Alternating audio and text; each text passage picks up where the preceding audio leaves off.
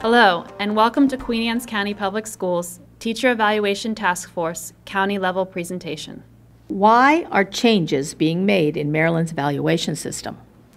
The Maryland General Assembly passed the Education Reform Act of 2010, calling for changes in the system used to evaluate educators beginning in the 2012-2013 school year. The legislation was in response to increasing public interest in ensuring that every student who graduates from high school is college and career ready. To assure that our students are world-class, QACPS is implementing a system of teacher and principal evaluation encompassing professional practice and student growth. This system will include high-quality professional development to support effective teaching and leadership. Why are we implementing a new evaluation system? Participation in Race to the Top requires all states and local education agencies to implement a system of teacher evaluation which incorporates professional practice and student growth. In Maryland, all jurisdictions will be piloting a new system this year. In the 2011-2012 school year, 7 counties, including 7 schools in Queen Anne's County, piloted the new evaluation system. This school year, 2012 to 2013, all counties and all schools across the state are required to pilot the new system. By piloting a system a year in advance, Queen Anne's County has had the luxury of developing a model that meets the needs of our county. Who developed the new evaluation system for Queen Anne's County? The new evaluation system in Queen Anne's County has been developed by the Teacher Evaluation Task Force, a committee of teachers, administrators, central office supervisors, and association representatives at the elementary, middle, and secondary levels. The task force began its work in August of 2011 and continue meeting regularly, sometimes weekly, to develop and revise the evaluation system. Between August 2011 and August 2012, the task force has met 27 times. Teachers have been the driving force.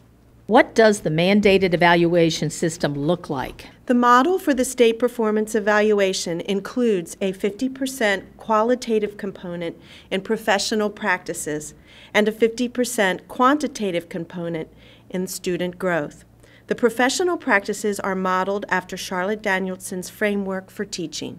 How is teacher of record determined?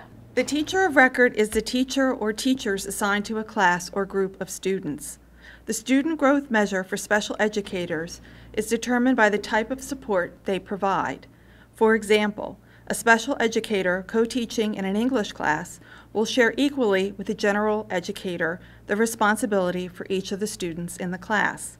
A special educator in a self-contained class would be the teacher of record for each of those students. At the elementary school level, the teacher of record may be a school-based decision. What does the professional practice, qualitative, portion include? The professional practice for teachers is modeled after Charlotte Danielson's framework for teaching. Fortunately for Queen Anne's County, we have been using this model for numerous years, so the language and structure of the new document is very similar to the old evaluation tool. Task force members really deliberated to bring out the new document into alignment with the Danielson model. Charlotte Danielson's framework for teaching is divided into 4 domains of professional practice that we have adapted in the evaluation system: planning and preparation, classroom environment, instruction, and professional responsibilities. Each of these categories will have an equal weight in the overall evaluation rating. Evaluators will have the rubric to assist in describing and categorizing teachers' professional practices as a result of classroom observations. The evaluator will calculate a rating of highly effective, effective, developing, or ineffective for the professional practices portion. Principal and supervisor classroom observations include evidence that demonstrate behaviors associated with improving student achievement. For planning and preparation, teachers select standard-based lesson goals and designs effective instruction and assessment.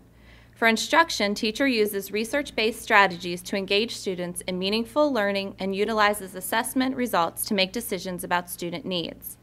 For classroom environment, teachers establish a culture for learning and uses appropriate classroom management techniques to maximize instructional time.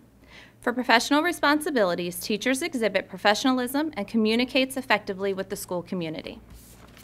How do we score the qualitative rubric?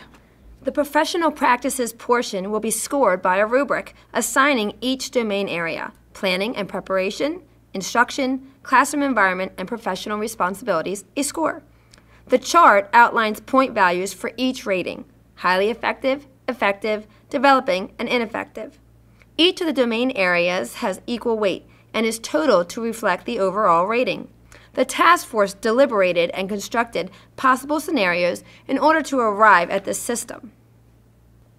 Here is a portion of the planning and preparation rubric. At the top are the 4 ratings, and at the bottom is additional evidence that principals can use to support the rating. In order to receive a rating of highly effective, one must exhibit the characteristics of an effective teacher plus additional attributes.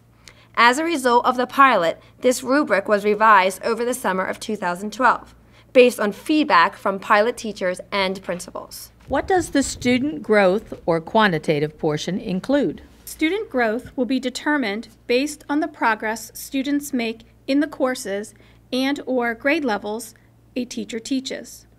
Wherever a statewide assessment exists, it must be used as one of the multiple measures according to Race to the Top. The state assessments will be combined with a variety of other assessment tools to yield a teacher's rating of highly effective, effective, developing, or ineffective. What are student learning objectives? The use of SLOs, student learning objectives, is an ongoing and collaborative process that emphasizes data analysis, reflection, professional development, flexibility, and rigorous expectations for both educators and students. These objectives are developed collaboratively between the teacher and the principal at the beginning of the instructional interval, which could be the year, semester, quarter, term, etc. The process promotes ongoing improvement. The data will be used to establish baselines for student growth. SLOs have a clearly defined connection between student growth and classroom practice. The SLO process is reflective in nature, supports continuous improvement, and promotes collaboration among teachers, including professional learning communities. QACPS will pilot using SLOs during this school year. As a system, we will begin with a limited number of SLOs, mostly team developed. More information on SLOs will be coming in the future. What is School Performance Index, or SPI? The School Performance Index is a measure the state calculates for each school. It includes components of achievement on state assessments, the gap between the lowest subgroup and the highest subgroup within a school, and the percent of students making 1 year's growth. At the high school level, measures such as cohort graduation and dropout rates, career readiness, as well as attendance are also included. This chart displays the combined ratings of professional practices, worth 50%, and the student growth ratings, worth 50%.